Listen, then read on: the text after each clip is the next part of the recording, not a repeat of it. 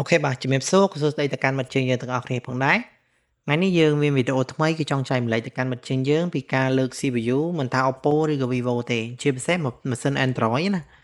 Anh chẳng cạn này để dương plong cầm đại cho đó CPU rồi có CPU mình bánh ha đặt chân rồi có dương thư ca đi bỏ CPU chẳng mặt trên dương còn lược xây plương còn lược xây xa còn bàn tra này chẳng ở video này chưa ca chạy lại từ can mặt trên dương không ca lược CPU bà không ca đi bỏ rồi có sang bà chẳng bà xin iPhone cái hai thật sáng nè chẳng bà có mọi bên Sky dương thì mỗi dương thư ca ở plong cầm đại bay rồi hóc tới bay rồi pad mẹp mà xin plong សម្រាប់មិត្តជាងយើងដែលគាត់ប្រើមួយណាគាត់គិតថាល្អអញ្ចឹងយើងត្រូវសម្គាល់ថាកម្ដៅប៉ុណ្ណឹងកម្ដៅ360ទៅ380ហ្នឹងខ្យល់40ទៅ60ទៅបានហើយដោយសារយើងប្រើកម្ដៅតិចតែយើងផ្លុំយ៉ាងយូរតិចទៅដើម្បីឲ្យជើងវាគឺលាយសពល្អណាហើយយើងមើលទៅថាសំណដែលយើងលូកជាមួយនឹងកបិតដែលយើងលូកហ្នឹងណាគេហៅតបៀតស្រួចហ្នឹងបាទសប៉ែតហ្នឹងគឺយើងធ្វើការលូកវាទៅយើងសម្គាល់ថាជើងវាលាយអញ្ចឹងយើងផ្លុំប្រហែលរយៈពេលពី30វិនាទីឬក៏20វិនាទីទៅតាមប្រភេទម៉ាស៊ីនផ្លុំរបស់យើងអញ្ចឹងយើងប្រើកម្ដៅតិចឲ្យសមជាមួយនឹងកម្ដៅដែលយើងស្មានយើងធ្វើរងថ្ងៃទៅយើងសមហើយអញ្ចឹងយើងធ្វើការចាក់ឆ្កឹះវាយកតែម្ដងអញ្ចឹងបើសិនជាយើងអត់ដឹងថាកម្ដៅដែលយើងលើកប៉ុណ្ណាដើម្បីវាលាយហើយយើងសម្គាល់បែបណាបើសិនជាយើងអត់ដឹងយើងផ្លុំទៅវាអាចប៉ោង CPU ឬក៏ press CPU ហើយមួយទៀតគឺផ្ទុះបតតែម្ដងអញ្ចឹងសម្រាប់ក្នុងការបង្ហាញរបស់ខ្ញុំគឺចែកជូនមិត្តជាងយើងគឺយើងប្រើកម្ដៅ360ទៅ380អញ្ចឹងសម្រាប់មិត្តជាងយើងគាត់ប្រើម៉ាស៊ីនផ្លុំសេរីចាស់សេរីថ្មីយើងលៃលោកប៉ុនតាមហ្នឹងណាដោយសារកម្ដៅខ្ញុំដាក់2 3បញ្យលមិត្តជាងយើងដោយសារម៉ាស៊ីនខ្លះគឺវា360មែនប៉ុន្តែវារៀងខ្សោយហើយម៉ាស៊ីនខ្លះគាត់ប្រើដល់400បានលើកចេញអញ្ចឹងយើងអាច380 360តាមប្រភេទម៉ាស៊ីនផ្លុំរបស់យើងមកណាដែលយើងប្រើណាអញ្ចឹងក្នុងការផ្លុំលើកទៅបានគឺយើងមើលលើពពុះនៅលើជំវិញឬក៏យើងសម្គាល់នៅលើដែកបាទដែកនៅលើជំវិញ CPU ហ្នឹងវាមានប៉ាងដែកបាទដែលយើងលើកមកឬក៏យើងប៉ះលើក្បាលកង់ដង់ទៅបើសិនជាកង់ដង់ហ្នឹងវាលាយជើងអញ្ចឹងយើងអាចសម្គាល់ថាជើងបាតនៅក្រោមវាហ្នឹងគឺវាលាយជើងដូចគ្នាអញ្ចឹងសម្រាប់សម្គាល់ពពួក Android គឺយើងងាយស្រួលបែបហ្នឹងយើងអាចលើកបើសិនជាយើងអត់មានបទពិសោធន៍ក្នុងការលើកណាយើងសម្គាល់បែបហ្នឹងអញ្ចឹងក្នុងការលើកចេញមកបានគឺអាស្រ័យទៅលើ technique ក្នុងការលើកក៏ដូចជាការស្មានពេលវេលាហើយនឹងសម្គាល់បាទពេលដែលវាលាយជើងសម្គាល់ប្រហែលនាទីឬក៏ប្រហែលវិនាទីដែលយើងសម្គាល់ណាជៀសវាងកុំឲ្យលើកទៅវាមានបញ្ហាលើ CPU របស់យើងអញ្ចឹងក្នុងការលើកចេញមកបានស្អាតល្អហើយយើងធ្វើការបៀកសំណថ្មីបាទ138ក៏បាន158ក៏បានដែរអញ្ចឹងយើងត្រូវការយើងបៀកលើសំណ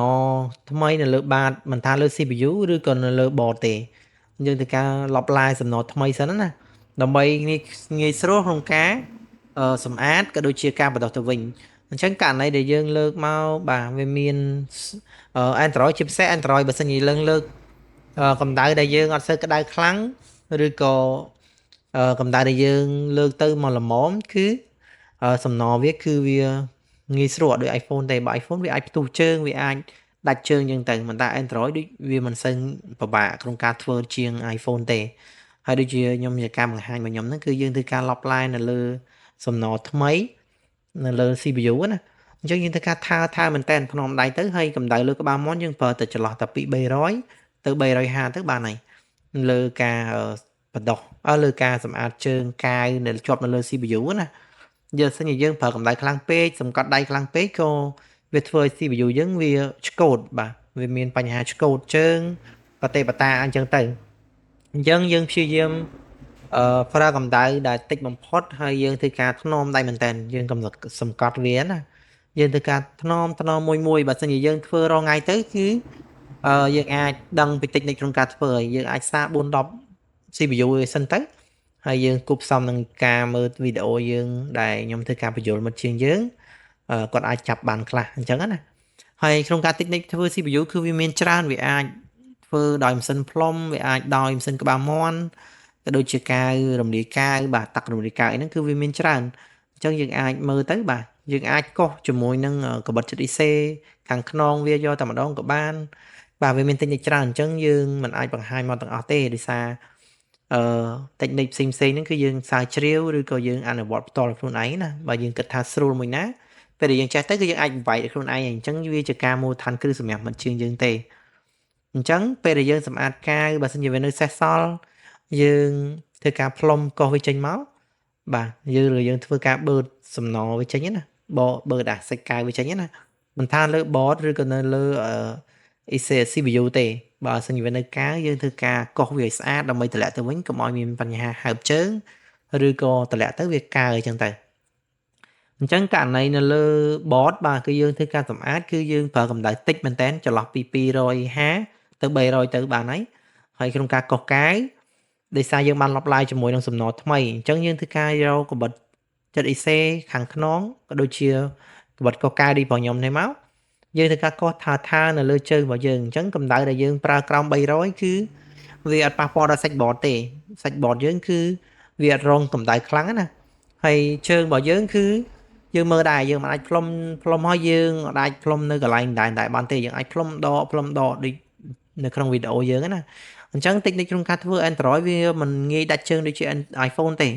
ប៉ុន្តែវាអាចហានិភ័យក្នុងការកោសទៅវាអាចឆ្កូតបាទភាគច្រើនឆ្កូតច្រើនតែមិនថ្មីទេព្រោះ Android វាងាយស្រួលក្នុងការងាយស្រួលក្នុងការបិទជាងដោយសារជើងវាធំទលាយណាអញ្ចឹងយើងធ្វើការកោសថើមកបាទថ្នមធ្វើមួយទៅបើសិនជាយើងអត់តន់ស្នត់យើងធ្វើមួយទៅបាទ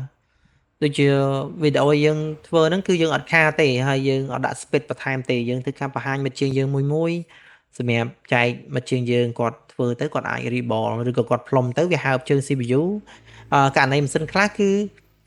ពេលខ្លះវាហើប CPU អញ្ចឹងយើងធ្វើការ reball CPU ទៅគឺវាដើរដំណើរការមកវិញហើយអញ្ចឹងសម្រាប់មិត្តជើងយើងដែលគាត់បានចូលរួមរៀនជាមួយពួកខ្ញុំគឺគាត់អាចទទួលបានក្នុងការបដូរ IC លើកដាក់ IC ដូចជា CPU គឺយើងបរៀនទាំងអស់បាទ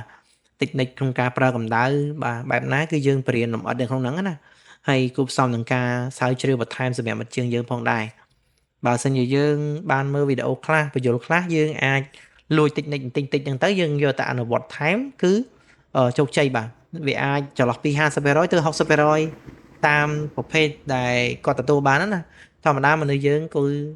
ការបរៀនគឺគាត់អាចទទួលបានតិចបើទទួលបានច្រើនអាស្រ័យទៅលើយើងដែរហើយអាស្រ័យទៅលើពេលវេលាដែរណាអញ្ចឹងពេលដែលយើងធ្វើការសម្អាតកាយមកល្មមចេញថាគិតថាវាមកល្មមហើយយើងធ្វើការដាក់ស្រល់ដើម្បីលប់ឡាយសំណមួយជាន់ទៀតបើសិនករណីខ្លះយើងធ្វើលឿនគឺធ្វើ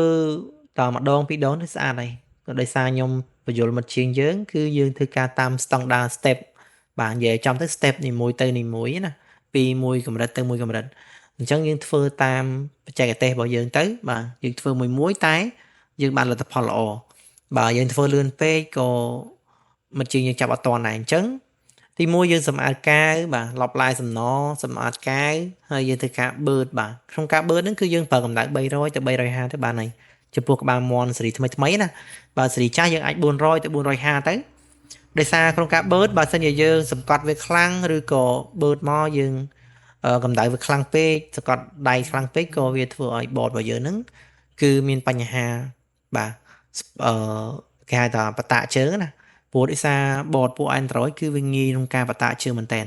ប៉ុន្តែបតាក់ជើងហ្នឹងគឺមិនថ្មីទេយើងអាចបិទកាវ UV យើងអាចមើលជើងណាដែលវាជាជើងភ្លើងឬជើងម៉ាស់អីយើងចោលបានគឺយើងបិទចោលទៅអញ្ចឹងករណីដែលយើងបតាក់ជើងណាប៉ុន្តែបើយើងសម្អាតអត់បតាក់ជើងទេយើងកុំខ្វល់បាទសម្អាតឲ្យស្អាតទៅគឺយើងតម្លាក់ CPU វិញទៅគឺអូខេហើយអញ្ចឹងពេលដែលយើងសម្អាតបានស្អាតគឺយើងធ្វើការជូតមើលទៅបាទយកកណាត់ជូតឲ្យសមរម្យរបស់យើងមកវាមានកាយនៅណាអត់បាទវាមានជើងណាដែលវាដាច់ឬក៏ជើងណាវាមានកាយច្រើនអត់អញ្ចឹងយើងធ្វើការលួចមើលបន្ថែមដោយខ្លួនឯងណាបាទជាធម្មតាទេក្នុងការបឺតវាមានតិចតួចបាទក្នុង Microscope ឬក៏យើងមើលផ្ទាល់វាមានតិចតួចហើយអញ្ចឹងយើងព្យាយាមធ្វើឲ្យស្អាតទៅបាទអញ្ចឹងសម្រាប់ CPU ប្រព័ន្ធនេះគឺបើសម្រាប់ជាងដែលគាត់ធ្វើរាល់ថ្ងៃគាត់អាចតម្លាក់បានហើយដោយសារប៉ុណ្នេះគឺកាយតិចទេតម្លាក់ទៅគឺវាអត់អីទេវាអត់កើណាប៉ុន្តែសម្រាប់មិត្តជាងយើងដែលគាត់ធ្វើគឺយកល្អគឺគាត់សម្អាតឲ្យស្អាតទៅដោយសារកាយតិចហ្នឹងហើយវាជាចំណែកមួយក្នុងការកើតម្លាក់ IC ទៅគឺវាអត់ដិតជើងល្អអញ្ចឹងក្នុងការសម្អាតជើងយើងគិតថាល្អហើយ យើងធ្វើការបដោះនៅលើ CPU អញ្ចឹង CPU របស់យើង Android យើងប្រើចន្លោះពី158ទៅ183ទៅព្រោះម៉ាស៊ីនខ្លះ Android វាឡើងកម្ដៅខ្លាំងបាទអញ្ចឹងយើងប្រើ138ក៏វាជាសំណទន់អញ្ចឹងវាអាចងាយនឹងស្ពោតជើងណាអញ្ចឹងយើងអាចប្រើកម្ដៅពី158ហ្នឹងទៅ183ទៅសម្រាប់បទពិសោធន៍របស់ខ្ញុំសម្រាប់អត់ជាងយើងដែលគាត់អត់មានសំណដែលខ្ញុំដែរបង្ហាញនៅខាងលើទេគាត់អាចប្រើ138ក៏បានដែរសំខាន់ឲ្យតែយើងទម្លាក់ស្អាតសម្អាតស្អាតគឺដូចជាមិនងាយនឹងឡមកវិញទេក្នុងបទពិសោធន៍ដែលខ្ញុំធ្លាប់ជួបណាសំខាន់លើ technique ក្នុងការយើងធ្វើស្អាតហើយកម្ដៅដែលយើងប្រើហ្នឹងគឺវាចំស្តង់ដាររបស់វាព្រោះសំណវាជាការបតាក់ជើងជាប់បាទចម្លងសំណទេហើយកម្ដៅតែ100ជាងអីគឺអូខេអីអញ្ចឹងណាហើយយើងពូតសំណមកល្មមទៅយើងធ្វើការផ្លុំកម្ដៅបដោះអ៊ីសេយើងធម្មតាមកហើយក្នុងការបដោះអ៊ីសេគឺយើងបានបញ្យល់ច្រើនសម្រាប់មិត្តជាងយើងមិនថាអ៊ីសេតូចអ៊ីសេកញ្ចក់អ៊ីសេខ្សាច់អីគឺយើងបញ្យល់ទាំងអស់បាទអញ្ចឹងសង្ឃឹមថាគាត់ទទួលបានណាក្នុងការបដោះអ៊ីសេ CPU ធំគឺវាងាយស្រួលទេយើងគ្រាន់តែធ្វើការដាក់ពុំឲ្យត្រូវវាមកហើយយើងទៅផ្លុំកម្ដៅតិចថ្នមមែនតើដើម្បីឲ្យជើងវាស្អាតល្អណាយើងកុំបខំបាទសុខចិត្តធ្វើមួយយើងទទួលបានផលយើងកុំធ្វើលឿនពេកទាំងដែរអត់ច្បាស់អញ្ចឹងណាអញ្ចឹងនេះជាការចែកម្លែកមួយបែបសម្រាប់បច្ចេកយើងទាំងអស់គ្នាទេហើយបញ្យល់ក្បោះក្បាយមែនតើក្នុងការធ្វើ CPU មួយមិនថាជោគជ័យឬក៏មិនជោគជ័យទេយើងធ្វើទៅបាទអញ្ចឹងក្នុងការបដោះអ៊ីសេបើសិនជាវាមានការបតាក់ជើងបតាក់អីអញ្ចឹងយើងនឹងហ្វល់បាទដោយសារសំណខ្លះយើងប្រើយូរពេកវាអាចមានបញ្ហាខូចអញ្ចឹងបើសិនជាខ្ញុំបដោះទៅវាអត់សូវស្អាតវាមានការបតាក់ជើងមួយជើងពីរជើងហើយយើងធ្វើការយកវត្តអ៊ីសេឆ្កឹះវាចេញទៅវាអាចមានដោយសារសំណខ្លះយើងយកមកយូរពេកណាយើងបើកគម្របចោលយូរពេកឬក៏សំណយើងយកមកយូរពេកវាខូចគុណភាពអញ្ចឹងយើងធ្វើការគ្រាន់ធ្វើការឆ្កឹះវាចេញទៅ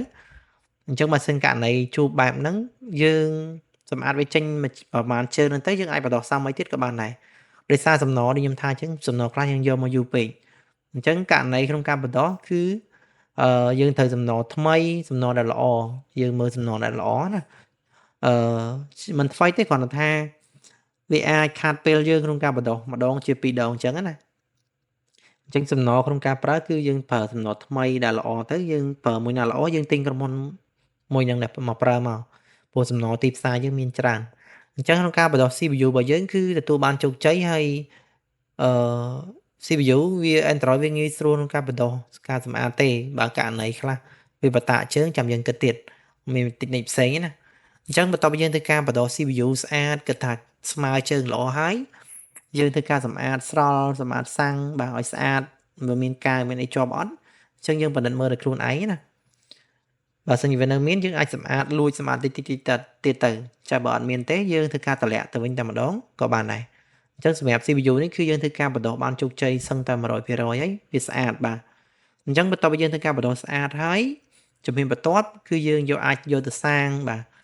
ដោយសារ Android វា IC ដែលពិបាកធ្វើគឺទី1 CPU ហើយនិង hard disk គឺងាយស្រួលជាង CPU ឆ្ងាយអញ្ចឹងបន្ទាប់ពីយើងធ្វើការបដោះស្អាតហើយយើងធ្វើការដាក់នៅលើ board របស់យើងវិញហើយផ្លុំតម្លាក់គឺយើងប្រើកម្ដៅតិចជាងពេលដែលយើងលើកព្រោះសំណដែលយើងប្រើហ្នឹងគឺវាតិចវាកម្ដៅតិចជាងសំណសេនវាណាហើយយើងការតម្លាក់យើងប្រើខ្យល់តែ40 60អីបានហើយដោយសារ